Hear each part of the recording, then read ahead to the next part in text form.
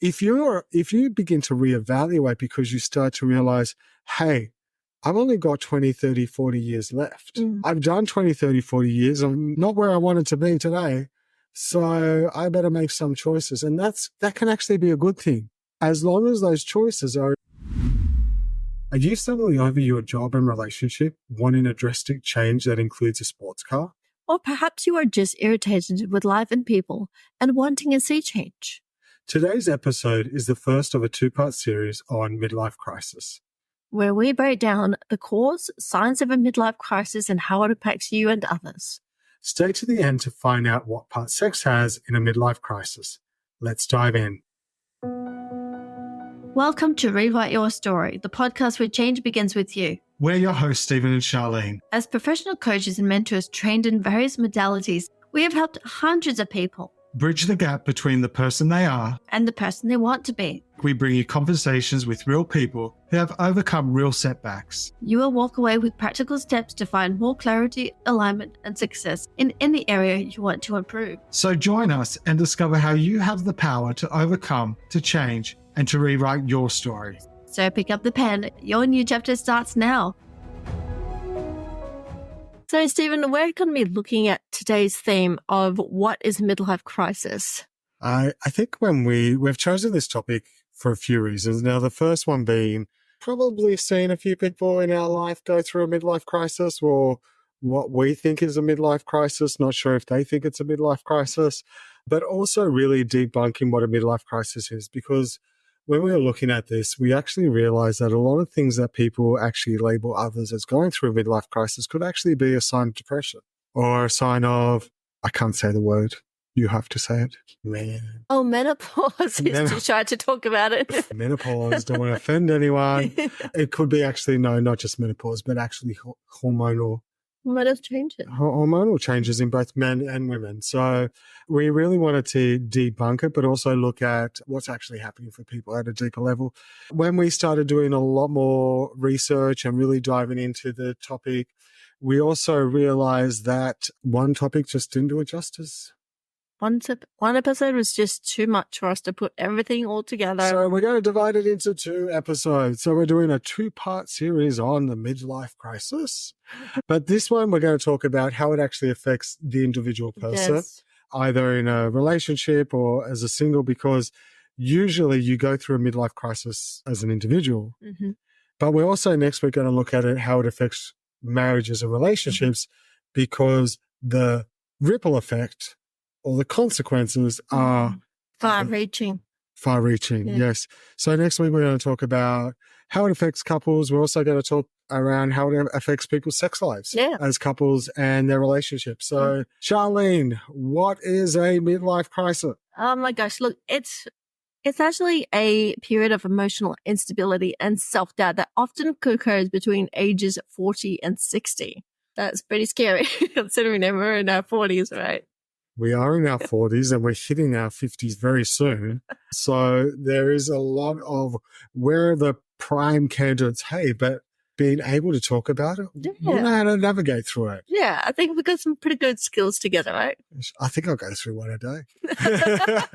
One midlife crisis a day. One midlife crisis a day. But I guess it happens during these people's, as you said, people are grappling with these feelings, but it's a period of time that people actually start to reassess their lives. Yeah. People realize they're on a hamster wheel. They're just doing the same old. And they're reassessing their lives, thinking, I don't want to do this anymore. Or do I have to do this for another 20, 30 years? Or what am I going to do now that this major life event has happened? Yeah, because it's changed. Children growing up, leaving the house or going to university or whatever it is. So a lot of things are happening during that path and we begin to question. And we've always said that questioning is good. Yeah, absolutely. There's a healthy questioning though, and then there's an unhealthy questioning. And so healthy questioning to get to the root cause, to find a solution is actually quite good. Right. Yeah. So it's actually important to recognize that a midlife crisis isn't just about feeling down or nostalgic though. It can actually involve a deep existential questioning and a strong desire to make life-altering changes. So sometimes that looks like it just affects you, then we don't realize that the people around us actually notice these things, and that can actually affect other people too. And the intensity of the feeling is very individual. Yeah. Some people go through midlife crisis and you would hardly know, whereas others would go through a midlife crisis and everyone knows. All over. Yes. It's very obvious. You know, and let's look at the stereotypical, what people would say a midlife crisis looks like is he left his wife, he got the younger woman, he bought the Ferrari. Yeah. You know, and that's just his Probably got into deeper debt too. Deeper debt. That's just stereotypical. That is not what an actual midlife crisis is. That's what society has painted a midlife crisis to be. And yes, people do that, but is it really a midlife crisis or something deeply unfulfilled in their lives? Right. It can also be a wake-up call to evaluate what truly matters in our life. I think no matter what you're going through, you know, you need to trust God in it. And I think Proverbs 3, 5, and 6 says, trust in the Lord with all your heart.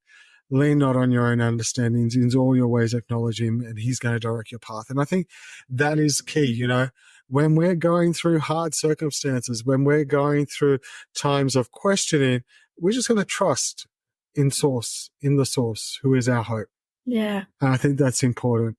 Yeah, absolutely. You know, one of the things that we need to know about is to acknowledge your feelings. This is one of the first steps towards healthy management of midlife crisis, is to recognize these feelings are common and that you're not alone in experiencing them.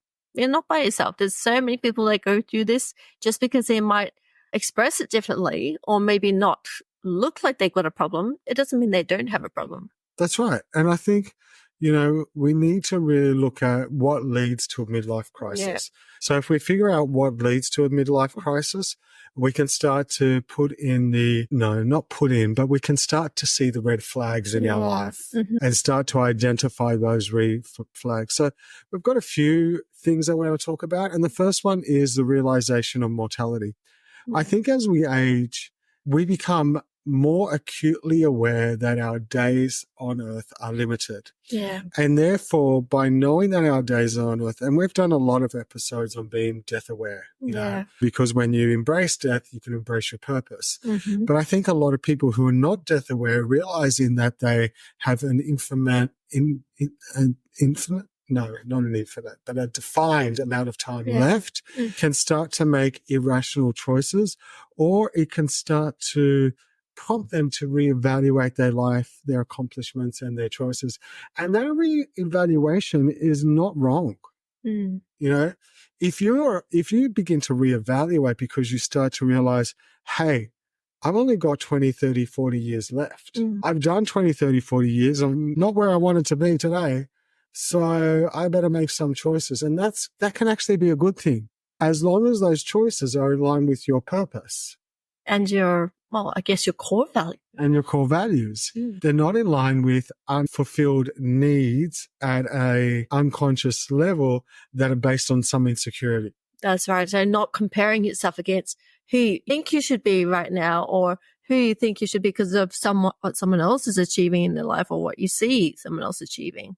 Absolutely. Sharlene, do you want to talk about the second one? Absolutely. There's so much to say about unfulfilled goals. You know, a lot of people are reflecting on unachieved dreams or goals, which can lead to regret and dissatisfaction. So wherever they are in life, you know, they've looked at the things in their past and they're thinking, I should have done this by now. Look how old I am. I haven't done this yet. I haven't achieved this. I'm so old and I haven't gotten all these things that I've set out to achieve. And that can really lead to a sense of dissatisfaction in life. And you know what? Reality check is a lot of people don't achieve everything they set out to be, you know, That's right. By the time they're 40 to 60, you know. You probably got less time to achieve it now, you know, especially if you're at the upper end of that 20-year period, but it doesn't mean you can't. That's right. You know, it doesn't make it impossible, does it? Exactly. I always use the analogy of Colonel Sanders, you know. He was retired when he realized he couldn't live on his pension and knew how to make chicken and has been making chicken ever since. And got how many rejections? Yeah. Rejections upon rejections. Heaps and heaps of rejections, went out on his own, and now there's a global, you know, franchise all over the world, killing thousands of people with cholesterol and heart disease. But hey, He made it. And that's it. Satisfying people's taste buds worldwide. Right. The other one is, the third one is physical changes. And I think people don't realize that this plays a huge part in the midlife crisis. So one, if we look at the male, there's a decrease in testosterone. Your testosterone levels start to decrease.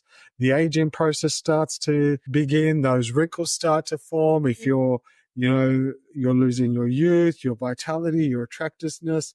And then we've also got the same with women going through menopause and those hormonal changes and those imbalances that are occurring. And then, again, compareitis, you see the 50, 60-year-old Botox to the heels woman on social media. You think, wow, I want to look like that. But, at what cost is she looking like that? We don't know the cost behind why she looks like that. Yeah, absolutely. And I think a lot of media has a big part to play with that, with it.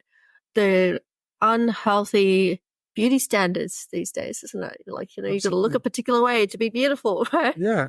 And realizing that this too can be triggers for midlife crisis, but it's not the influencer that's the trigger. It's everything that's happening. It's the changes. It's the marriage dynamics, the relationship dynamics that are happening, which leads us to the major life events. The next one, the children leaving the home. I'm no longer needed. My identity is being challenged or changed. Yeah, absolutely. There's that empty nester syndrome. What do I do now? I've spent so many years looking after my children, putting into them. And instead of saying the positives, hey, I did a really good job. They don't need me anymore. They're gone out and they're healthy and they're learning to do things on their own. But they take it to the point that, there's that insecurity that I'm not needed anymore. What do I do? I'm not used to this sort of phase of life. And it's also at this time in men that they are surpassed for promotions, which can also lead to that question in that lack of confidence and that midlife crisis, or the drive changes. Yeah. Wow. Okay. Or the thrill of the drive changes, and therefore we look for the thrill in something else, which can lead to an affair or something along those lines. It's like that shiny object syndrome, right? Shiny object syndrome. So, and not realizing that the drive's always been there, but the drive has been misdirected. For some reason, you've pivoted and that drive's been misdirected in some major life event. But also too, you've been dad, you were, it's like this, right? You were boyfriend and girlfriend, then you were a couple, and then you were engaged, and then you were married, and then you were a newly married couple, and then you became parents, and then you're mum, you were dad, you were coach, you were teacher, you were cleaner, you were Uber driver, you were, Uber Eats, you were all of that for such a long period of time. The children have gone, who the hell am I now? Yeah, and they forget about who they were before they had kids, right? The couple, the newly married, that's right. Rekindling that. So these major life events are leading to the breakdown of the identity of the two, and rather than re-looking at the identity of the two together, they're starting to look at the identity of the individual. That's right. And that's probably a lot of times divorce can actually act as a significant trigger as well in there.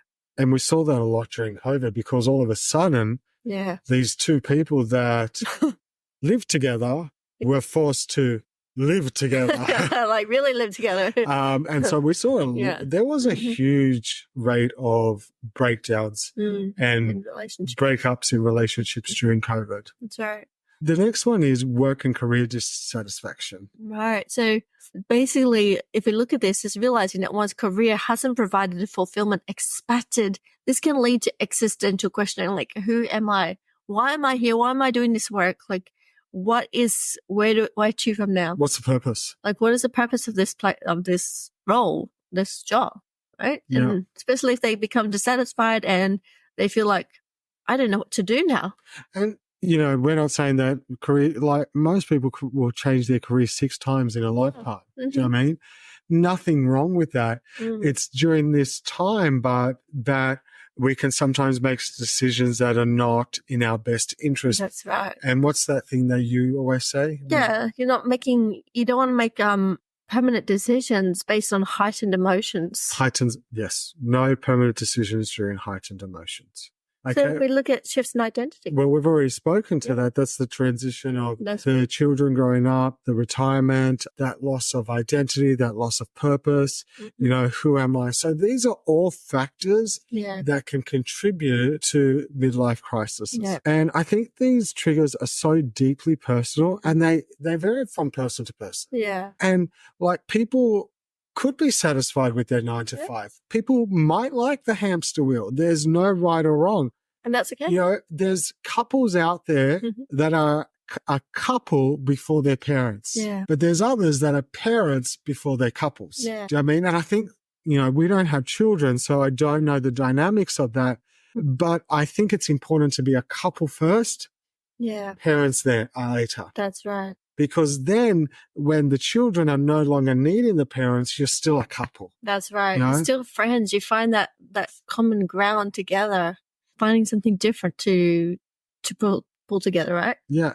And so people that go through these, it's crucial to understand that midlife crises are often a response to these changes and the emotions they evoke. Right. Yeah. So true. You know, in Ecclesiastes 3:1, it says, we are reminded that to everything there is a season and a time for every matter under heaven. Every matter under heaven. Gosh, look at that. Even midlife crisis, right? Yeah. There's a purpose for that. There's a purpose for us to reevaluate our goals. There's a purpose for that dissatisfaction so that we're not become complacent in our life. We can find a new purpose. And it's important to know that everything is for a season. Yeah. Nothing is permanent, you know. Everything, you know, there's everything that we've gone through or ever will go through. Somebody has already gone through that. That's right. And the best advice is to find out those who overcame what you're going through and learn from what they learned. Yeah. Learn from what they did to overcome that challenge. You know, sometimes I feel that a lot of people that go through certain situations some of the unhealthy ways that they look at this is they'll try to find other people that are going through the same thing where they're at just to validate what they're feeling right now and the decisions that they want to make that may not necessarily be healthy for that lifestyle right now. Like attracts like, right? Yeah, absolutely. Like one of the things I've seen during this period and of different people that have gone through this, and it's really sad actually, if you think about it, is when we first, like, we've been married almost 25 years. So we're 24 years this year. Next year will be 25 years. But when we first got married, me and you made a decision that we would never speak bad about each other to someone else. That's right. And we've never done that. That's right. I've never spoken bad about you to anyone else, and you've never done that, because that was a commitment we made early on in our relationship. Yeah. And one of the sad things about couples going through midlife crisis when they're in a couple is the stuff they talk about the other partner. Oh, yeah. Like putting them down. And it's not in a trusted, like, there's a place to talk about someone to seek healthy advice. Yeah. But there's a place to talk about someone to vent and to bitch. Yeah. When you're just venting, it's not healthy. Yeah. I mean, there's a difference between venting to someone that you know is a trusted, reliable source who's able to give you feedback and challenge the BS, you know, and get through that BS to help you think about other ways of coping or other ways of viewing a situation rather than just being stuck in that little rut. And then just venting to just a friend that's just goes, oh, yeah, you're so right. But then what happens when that friend is going through something similar? Your problems and their problems escalate, perpetuate, right. And then it becomes you're feeding each other, all men, all women, you know. We start to generalize. Oh, yes. You know, and therefore, when it just say does end up in a broken relationship and you're ready to move on, well, you're bringing all that garbage with you in the new relationship because you've already made that unconscious limiting belief that all men or all women that's right. are like this because you haven't healed from that. Yeah. And that's not only midlife crisis. That's in any marital crisis. Yeah. And there are places where divorce is necessary. We're not saying we're anti-divorce. That's not the case, but we're like, use wisdom. So I think you need to view the time of a midlife crisis as a period of time for potential growth and realignment with your true values, Right. rather than use it as the explosive, reactive, leave your partner, get the younger man or woman, buy the car, buy the beachside house. Do you know what I mean? Leave your job, sell everything and move to a farm in Byron Bay rather than do that. Hey, some people might want to do that. Actually, it sounds good right now. It's about realigning with your true values. Yeah. Romans 8:28 says, and we know that in all things God works for the good of those who love him, who have been called according to his purpose. It's so encouraging to know, isn't it, Stephen, that we can rely on that. Yeah. So let's have a look at some signs of a midlife crisis. The first one is drastic behavioral changes. Sharlene, do you want to talk into this one? Yeah, absolutely. Sometimes when we go through these things, yes, there's times where we might go through like a drastic, sudden character change out of depression or different areas, but this is also like, midlife crisis. And not everybody will go through sudden change, right? How to say? A common theme that we tend to see, people will often go through sudden lifestyle changes such as adopting new hobbies or become obsessed over a certain activity that they want to do, altering their appearance perhaps, going for surgeries to fix up how they want to see themselves or making impulsive decisions to buy big expensive things. Yeah. And in some cases that is okay. Yeah. Okay. Yeah. It is the drastic behavior changes, like that is so far out. Like if you've spoken for years and years and years that you want to have a mummy makeover, right? Mm-hmm. That's not a drastic change or a drastic body alterations. If that's something you've spoken for many years and have, been saving up for it, that's fine. What we're talking about is all of a sudden, you get all this work done for no apparent reason. There's no rhyme or reason to your decisions. Yeah, it's just like you wake up just one day and say, yeah, that's what I want to do. The other one is obsession with the past, like absolute preoccupation with past decisions, regrets, and often wanting to go back to it. And then that's another sign, isn't it? Like they're obsessed with their past, and then all of a sudden they're doing things that they used to do as a youth. And you're like, trying to recapture the youth, dressing like a young person. Yeah, what is going on with you? Like, seriously, since when do you wear bomber pants and a bomber jacket and start skateboarding? All the high risk behavior. It's, for instance, used to take drugs and haven't taken, participate. No, I'm talking about recreational drugs. And all of a sudden you're going back into those recreational drugs and you're like, that behavior, that obsession with the past and recapturing is something really typical of a midlife crisis. The party drugs, and all of a sudden they're partying again, and you're like, hey, this is not aligning with who you are. Yeah. It's like kind of almost like dropping all responsibilities of what you used to have for that young lifestyle that you have, like where you didn't have to worry about anything. Like if you are, for instance, in your 40s and 50s, and you have always had a good time and you've always gone out and partied and it hasn't changed throughout the years, that's not a midlife crisis. No. It's the sudden change. Yes, that's right. It's a sudden change out of the blue. Out of the blue. That's like, oh, this just does not. Yeah, like what's going on there? Right? So there's a desire for major change. There's that strong urge to make those life-altering changes, like switching careers, relocating, or ending a relationship even. Yeah, it's like, let's up and go. So it's a desire, and it's the belief that if I just leave this city, everything will be better. Everything will be better. And it's that unconscious programming that, I think everybody has an element to. If I just left her or if I left him, everything's going to be better. He's the cause of all my, problems, or she's the cause of all my problems, or this job is the cause of all my problems, or this city is the cause, or whatever it is. It's those major decisions, not realizing that wherever you go, you're right there. That's right. Can't run away from you. You can't run away from you, right? It's the mood swings and irritability, frequent mood swings, irritability, and feelings of sadness and discomfort. Now, these mood swings and irritability are caused by the deep dissatisfaction of where you are today. Yeah. So you're just angry with life in general. Yeah. Yeah, that's right. And like, you can get caught in it, or you can find ways to reevaluate and seek help. Get someone to take you through this. Yeah. You're just shitty with life. Yeah. And because you're shitty with life, you're shitty with everyone. And because you're shitty with everyone, you're just irritable. Yeah. And then also, apart from just being shitty with life and all that, another factor it could be those hormonal changes. Yeah. It could be, the less resilience at the moment, or if you're a woman going through, it could be those mood swings. It could be hot flashes. Men, it could be the lower resistance because of the lack of testosterone, and therefore the heightened sense of emotions because of the heightened amount of estrogen as well. So there's a lot to play here. Those chemical imbalances. Yeah.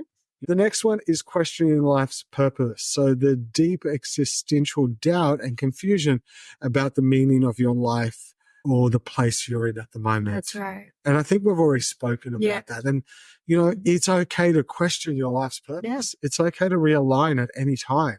Yeah.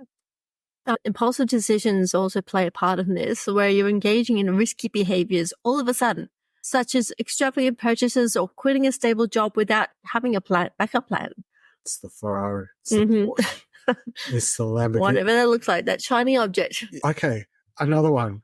Okay. Yeah. This just came to me. It's the tattoo. Right. How many people, I have tattoos. I'm not against tattoos, but how many people do you see at that age where did that come from? Do you know what I mean? It's like, oh, but I've always wanted one. Yeah, you always have, but it's not part of your behavior. Yeah. It's those impulsive decisions. And sometimes even going with a really extreme haircut change, hairstyle change.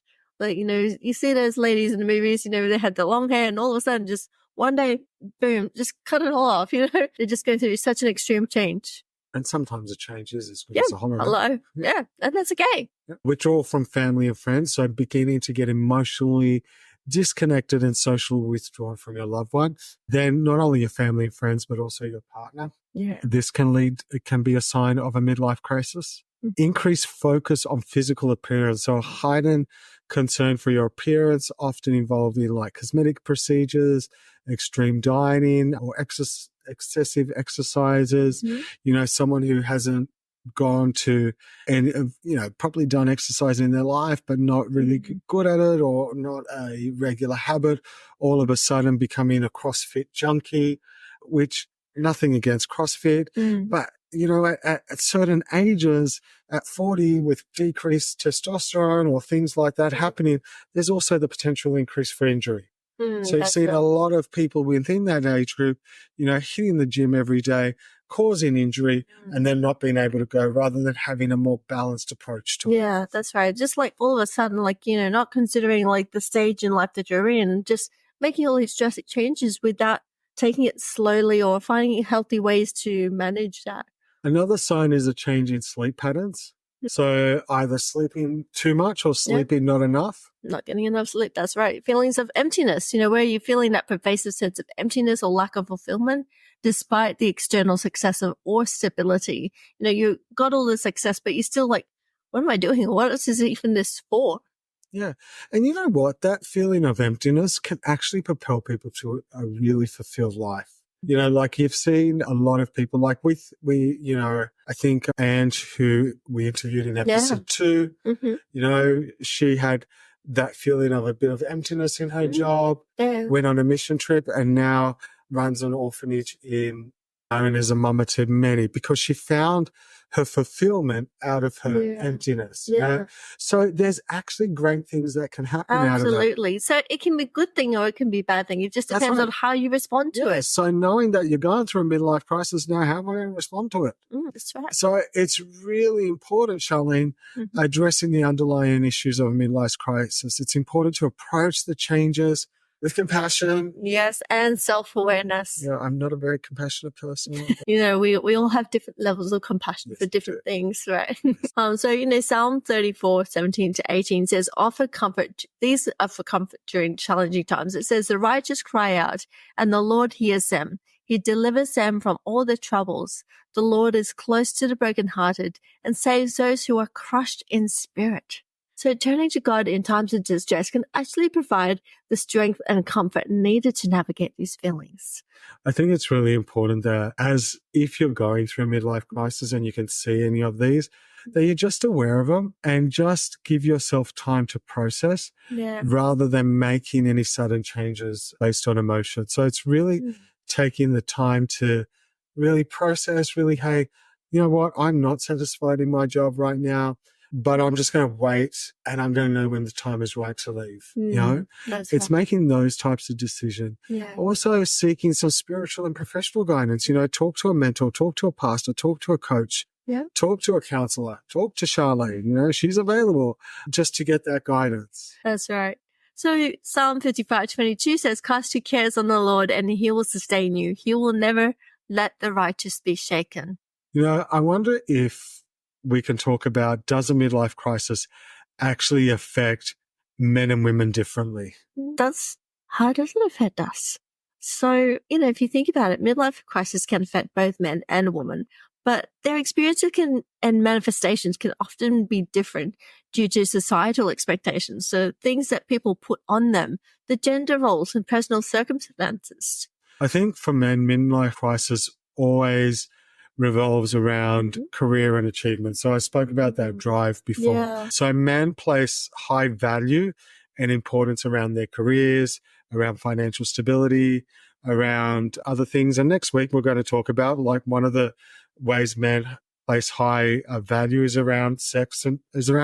Yeah. So we're going to talk about that next week. So when that is beginning to get challenged, because next week we're going to talk about, if men place such high value around sex and then women are going through those hormonal balances, how is he relating to that and how is he unconsciously being affected by that, not realizing what's happening and just how communication is important. But we're going to dive into that next week. But these things trigger the crisis in a man. So for women, we see that it's around society and those expectations. Yeah. For men, we see it's actually around career, achievement, and sex, which trigger these midlife crises. So when we feel unfulfilled in these areas, so when a woman is feeling unfulfilled in her role in society or her role or how she's perceived by society or her peers, or when a man is feeling unfulfilled around his career, finance, and sex, that's what triggers the midlife crisis. Wow. Pretty profound. Yeah. So it's also, in addition to that, both are facing the loss of vitality and attractiveness. Yeah, absolutely. It makes sense, right? It's like even societal status can challenge a man's sense of masculinity and the way he sees himself. Exactly. And there's the rise of what people would call toxic masculinity these days. But is it toxic? Is it positive? Everyone's going to see it differently. Yeah. And I think, we need to go back to the Bible to redefine what masculinity is, but also we need to go back to the Bible to define what femininity is, and have that balance. And I think the perfect example of that was Christ. Yeah. He was balanced in everything. So true. Okay. And so this leads to externalized behaviors. We try to validate how others see us. Okay. And therefore we're posting it on social media. Yeah. So it's a lack of that success. It's the lack of the social validation that causes us to go into these expensive behaviors and items and, have an affair or pursue a risky hobby, or get the six pack and the tattoo to go on top of it because we want society to view us in a way that we no longer view ourselves. Yeah. So even though it's almost like, even though we might have all these flashy things, inside we're still sort of feeling empty, feeling unfulfilled, feeling like that we're not really worthy, but that propels us to do more of these things to try and get that validation. And we still we sort of base, I I guess, rely on the external validation rather than on who we are from the inside.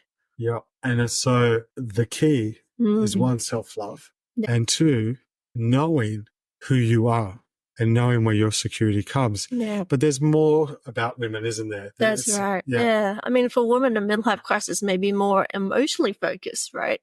And it's often triggered by life transitions such as menopause. So we're going through all these hormonal changes in our body. Even children leaving home, or like the children in your life, they don't have to be your biological children. They might be your nephews or your nieces, or if you've started to take care of them as your children.